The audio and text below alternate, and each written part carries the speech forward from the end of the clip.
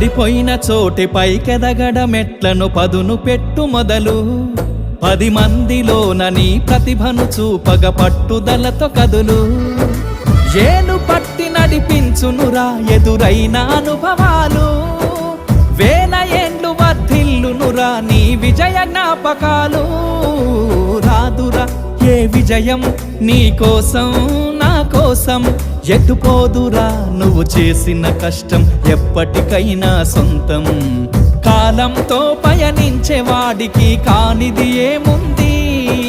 సాధనతోనే సాధ్యమవ్వునని సదాశయంతో సాగర ముందుకు రాదురా ఏ విజయం నీ కోసం నా కోసం ఎటుపోదురా నువ్వు చేసిన కష్టం ఎప్పటికైనా సొంతం